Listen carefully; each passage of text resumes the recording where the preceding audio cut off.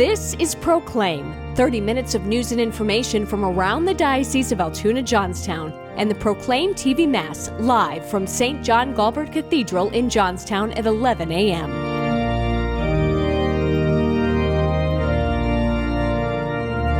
Proclaim is brought to you by the Independent Catholic Foundation, UPMC Altoona, and the generous support of the Catholic Ministries Drive.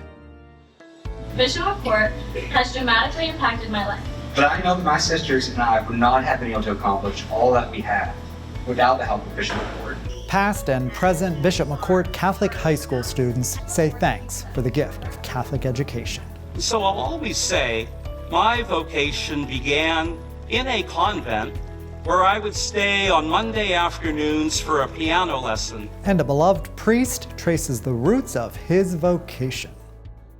Good morning and welcome to Proclaim for Sunday, November 9th, 2025, the feast of the dedication of the Lateran Basilica in Rome. I'm Tony DeGaulle. More on those stories in a moment, but first, this is a significant weekend here in the Diocese of Altoona-Johnstown as we give you, our beloved parishioners, the opportunity to help us nurture future priests. This is Called by Name weekend, when we invite you, the local faithful, to help us identify young men who you think have the qualities of a good priest, such as a deep prayer life, leadership, maturity, and a special devotion to God and the Church. At all parishes this weekend, priests are invited to share their personal vocation story or other inspiring vocation stories. Parishioners are asked to fill out cards providing the names and contact information of young men who they think could be future priests. The diocese will follow up with those individuals to support and guide them through a discernment process. For some time, others and I have been encouraging the lay faithful to gently suggest to young men who exhibit good qualities that they consider the priesthood. This Called by Name initiative is really just a more formal process. So, if a young man is being nudged to explore a priestly vocation, what should he do? Our diocesan vocations recruiter, Father Brian Norris, weighs in. I would say for a young man, too, that has been called, people have been asking him to think about the priesthood. The best things to do would be to speak to a priest or your pastor, right? Ideally that you trust and that you like to talk to, you look up to, and talk to them about it, right? I feel called to the priesthood, or other people are telling me to think about this, and I'm not quite sure what a priesthood looks like. Like, what do I do as a priest? Kind of speaking with them can be extremely helpful. Another thing that we have been doing that's very helpful, I think, is these discernment groups. So last year at Bishop Guilfoyle, I had 12 young men working with me through Priesthood 101, which is the first discernment group we have, which just talks about what a priest does on a day-to-day basis, how the sacrament of confession is from a priest's perspective, what it's like to preach, what it's like to celebrate Mass, what it's like to visit parishioners who are ill. All of those kind of joyful moments that priests get to have. And then they get to talk to each other too. And then that helps them to start kind of visualizing themselves doing that priestly ministry. And so I know there are some discernment groups forming this year. I've got another one at Bishop Guilfoyle. We're trying to get one with college students. And at the other end of this Called by Name, we're going to have hopefully a lot of discernment groups based on the names that the people of this diocese put forward for Called by Name. Thank you very much, Father Norris. And besides filling out the cards with names of young men at your parish, you can also submit the names and contact information through our diocesan website. Click on Vocations and then click on Called by Name in the upper right corner of the Vocations page.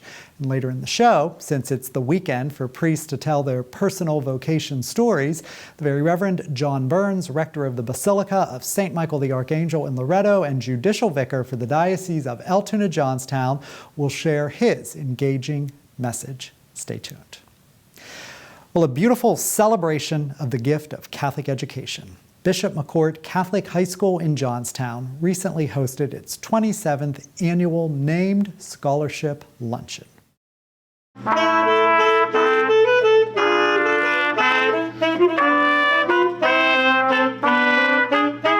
Strike up the band.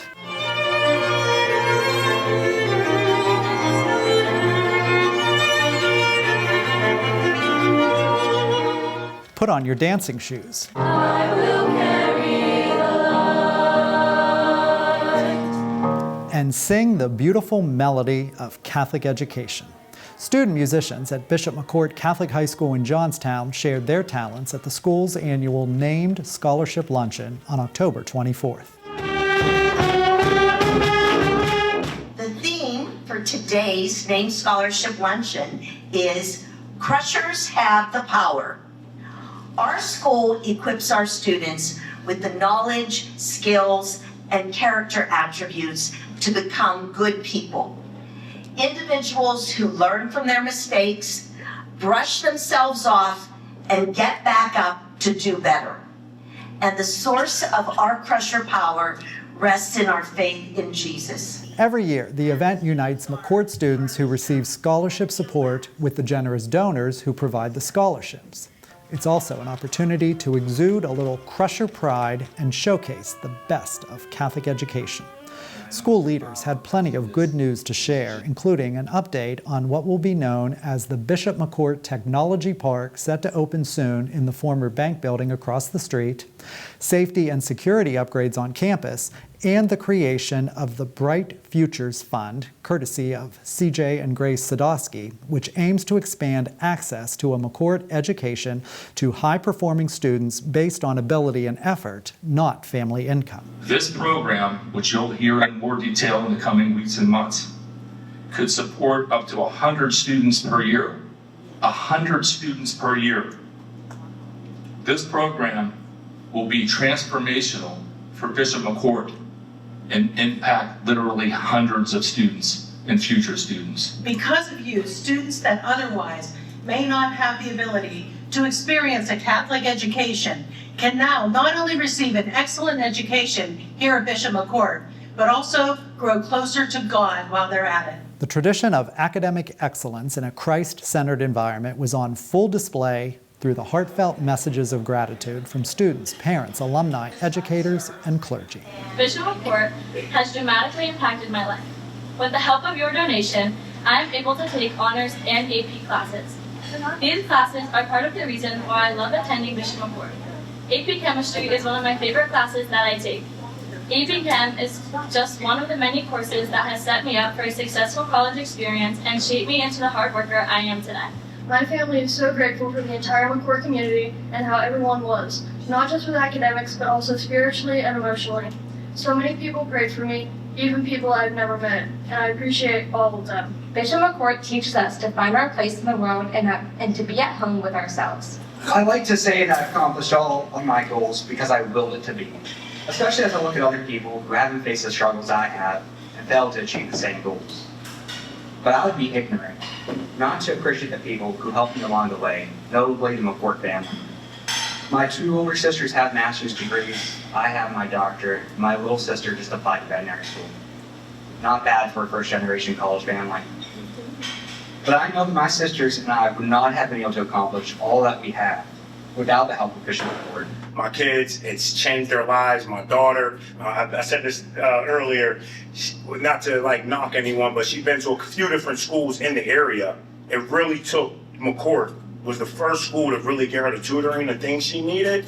And again, I'm thankful for that. So it just goes to show that McCort is a community-based, family-based, school that truly cares and deep dives into their family and cares about their, the community and the people that are here. A lot of times when you donate money, you don't get to see where it goes or what happens with it. I can tell you, I see what happens every day here.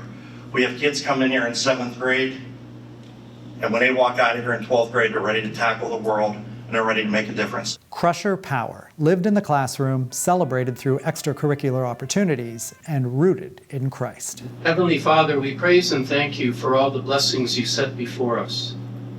Faith, family, friends, an opportunity to not only have our Catholic faith, but able to express it, especially in this environment.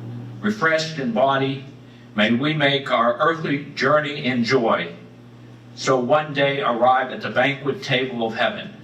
And may God bless you all, in the name of the Father, the Son, and the Holy Spirit.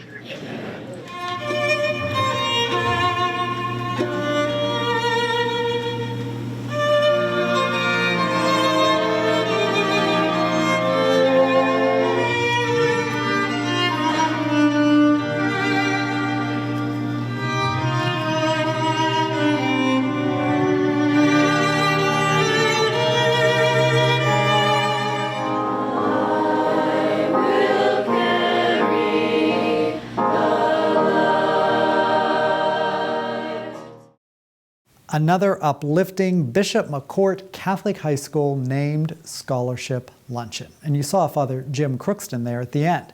Father Crookston, a senior priest of our diocese, is a McCort alum, a former McCort principal, and one of the current chaplains at the school. He recently celebrated his 80th birthday. Principal Tom Smith took a moment at the luncheon to salute Father Crookston's tireless contributions and presence in the Crusher Kingdom. To me, he's the greatest crusher that has ever lived for a lot of different reasons. Number one, he's been here almost his entire life, supporting and helping kids, and more importantly, spreading the faith. The amount and the number of students that he has impacted is unbelievable. And the involvement that he has here with our student population, and I know Mr. Fowle will attest to this, is just crazy. He is unreal with our student body. He goes to every single event. On our football sidelines, he's standing right there beside me, running around, helping with the referees and sometimes arguing with them. And that can be a little crazy sometimes.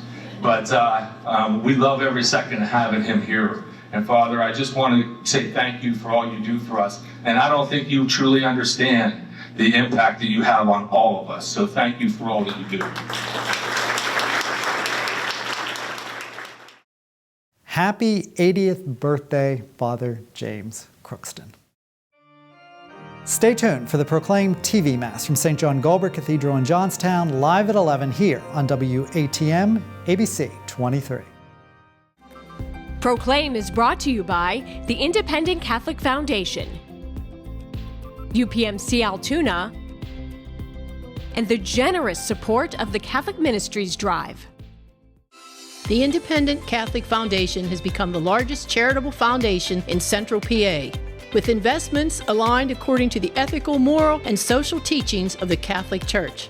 Our endowments produce nearly $2 million in financial aid for local parishes, schools, ministries, and cemeteries. To learn more about the Independent Catholic Foundation, call or visit us online.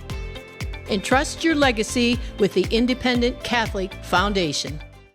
So on this Called by Name weekend, during which priests are invited to share their personal vocation stories at Masses, I'm happy to feature a familiar face here on Proclaim TV, the Very Reverend John Byrnes, rector of the Basilica of St. Michael the Archangel and judicial vicar for the Diocese of Altoona-Johnstown.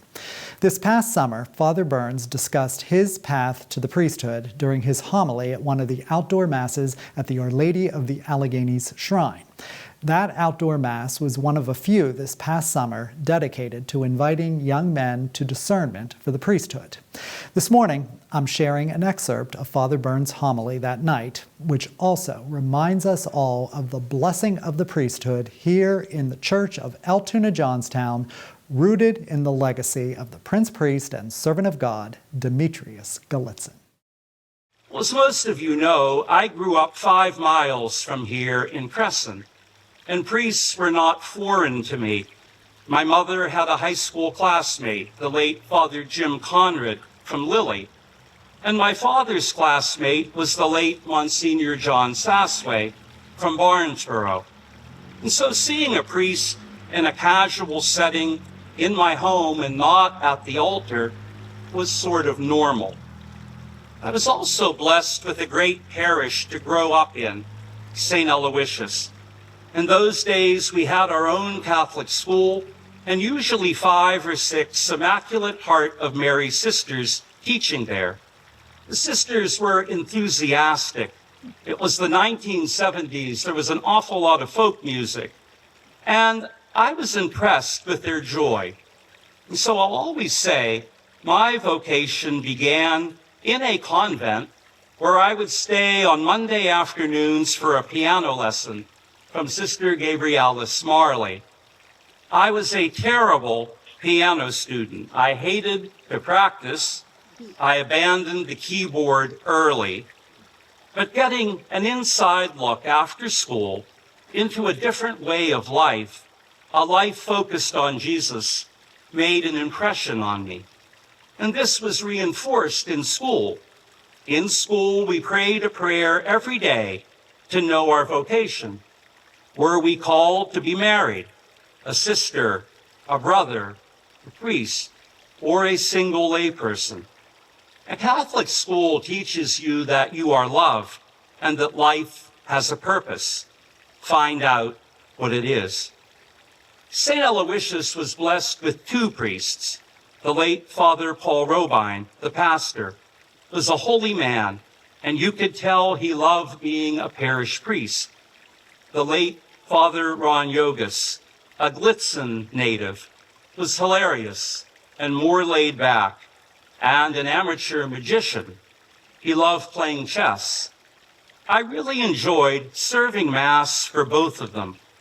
I remember serving a tragic funeral of a neighbor and how everyone in the neighborhood came together. I liked the parish, the school, the community. It was home. I didn't know it then, but at those moments when I was young, nervous, and awe-filled was the beginning of my vocation journey. In 6th grade, my class watched when Pope John Paul II was elected on television. And along with a lot of science fiction that I was reading in those days, I also started to read a bit about the church, about the saints. I was interested in a biography of Pope John the 23rd. It became a favorite book. In 7th grade, my aunt invited me to join her on a bus trip from St. Rose of Lima Parish, Altoona, when the Holy Father visited Philadelphia in October of 1979. That experience of being part of over 1.5 million people, and now some estimates are 2 million people at that Mass, so many of them young people like myself, made a deep impression. The church was certainly bigger than my parish. I liked church. Jesus in the Eucharist was very real. I didn't hear thunder. I didn't see visions, but something quiet began to grow. And as a teenager, I thought maybe God was calling me to be a priest. Father Ron Yogas took me seriously as a teenager, and he was wise enough to challenge me. He shared with me, sometimes even overshared, the hardships and the struggles in the priesthood.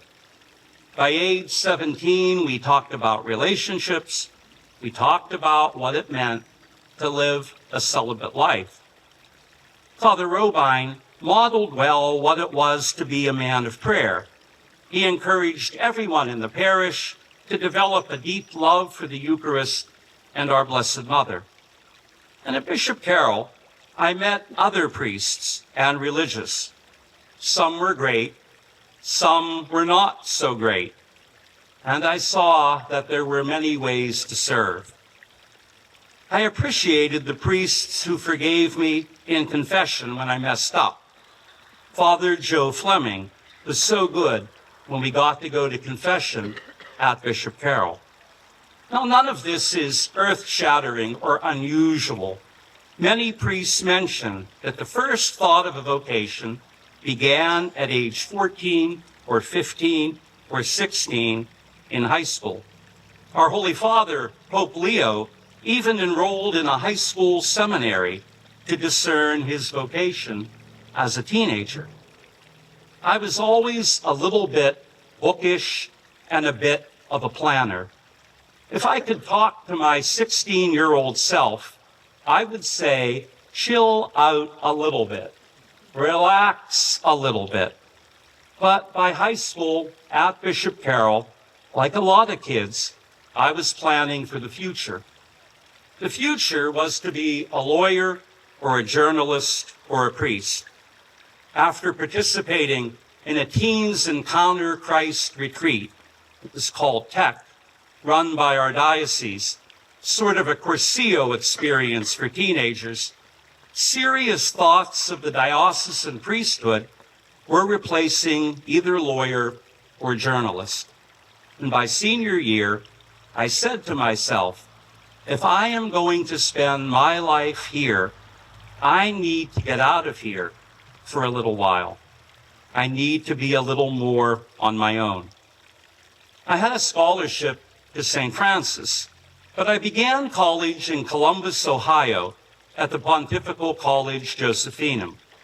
It was a seminary college where you could begin to prepare for the priesthood. And I said, okay, God, I'll give myself to this, and maybe I'll become a priest. If it doesn't seem right, I'll go back to St. Francis or do something else. But I will give it a shot. Or they will throw me out. Well, I didn't leave.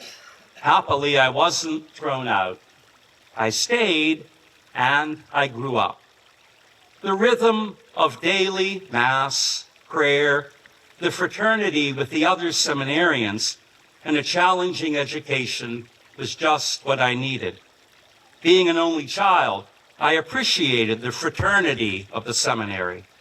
And during summers, I worked at St. Aloysius, scrubbing floors, cleaning, and painting. I also worked for 3 summers right down the road here at the Cambria County Detention Home, now Adelphi Village, with at-risk youth. Those of you who have worked in corrections know how that experience really opens up your eyes.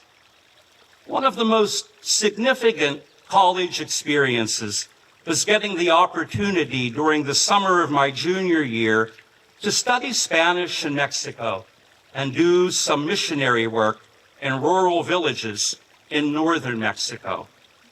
Being vulnerable in a foreign culture, experiencing a poor rural culture, not being great at the language was humbling and challenging. And I also discovered that I was happy.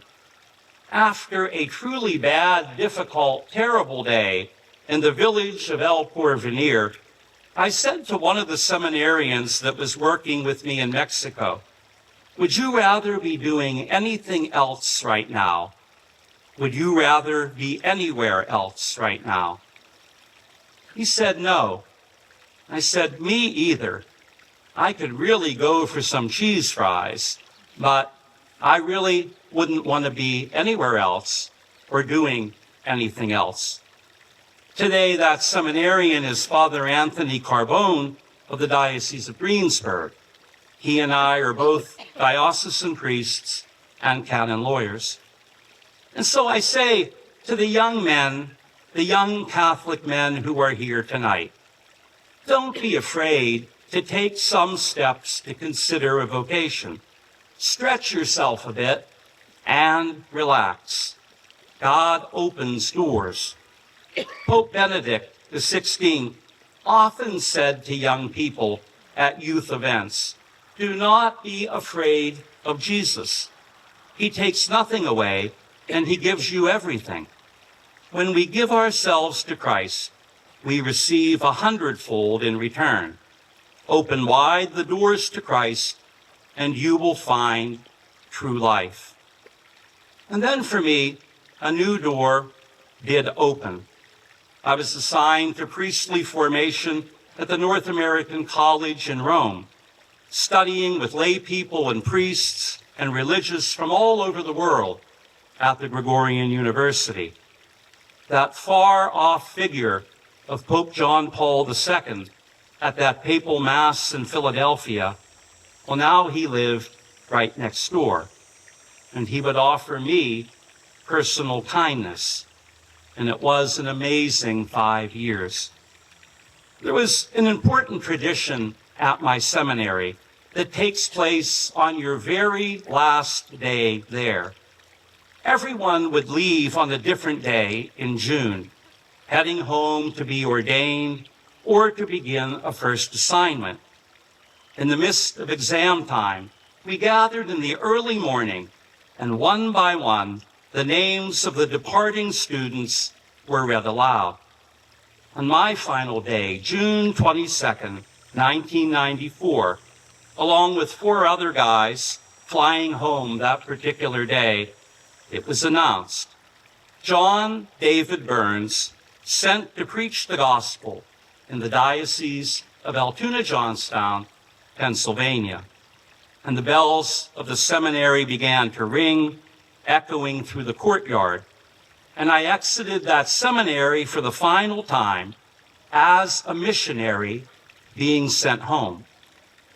That moment captures something essential about the diocesan priesthood, something St. Pope John Paul II wrote about beautifully in his encyclical, Pastoris Dabo Vobis, I will give you shepherds. And he said this: the priest is marked with a pastoral and missionary spirit. He is formed not for himself, but for others, for the church and for the world. The priest is always sent to bring Christ, to serve, to shepherd, to evangelize in a particular place. No one understood that better than the founder of our parish, Father Demetrius Blitzen, whose courageous mission began 225 years ago in these very mountains on this very spot. Born into Russian nobility, Demetrius Blitzen could have had a life of luxury and power. But when he encountered Jesus and he heard the call to priesthood, he chose a different path. He came right here to the raw and untamed frontier of the Allegheny Mountains as a missionary parish priest, to build a church where there was none, to bring the sacraments to a people without them, to labor in obscurity, and to offer his life in service. He began preparing when he was 23 years of age. He began serving here when he was 29 years of age, and he served for 40 years until an early death at age 69. Blitzen rode on horseback through our forests and mountains to celebrate Mass, to baptize, to bury the dead, and to hear confessions. He built a church, a parish, a community, and eventually laid the foundation for Catholic life across this entire region. Jesus is still calling men to travel over these mountains, to celebrate Mass, to bury the dead, to hear confessions, to serve the church. I like to go over these mountains in a RAV4. All of these priests here are up and down the mountain. Some days we say, how many times are we going? Up and down the mountain. We need young men in the spirit of Blitzen to go up and down the mountain. Up and down the mountain like Father Gallitzin, I too can relate to that. A beautiful message there from Father John Byrnes on this Called by Name weekend. That does it for this edition of Proclaim for Sunday, November 9th, 2025, the Feast of the Dedication of the Lateran Basilica. I'm Tony DeGaulle. The live Mass broadcast is next. Thank you for watching Proclaim. Stay up to date with the latest diocesan news and information anytime by visiting the Proclaim e-news site at proclaim.dioceseaj.org. While you're there, sign up for email updates by clicking on the e-news tab in the upper right. You can also visit the Diocese of Altoona-Johnstown website at dioceseaj.org. Don't forget to like the Diocese of Altoona-Johnstown on Facebook. Stay tuned for the Proclaim TV Mass live from St. John Galbert Cathedral in Johnstown, brought to you by the Independent Catholic Foundation and the generous support of the Catholic Ministries Drive.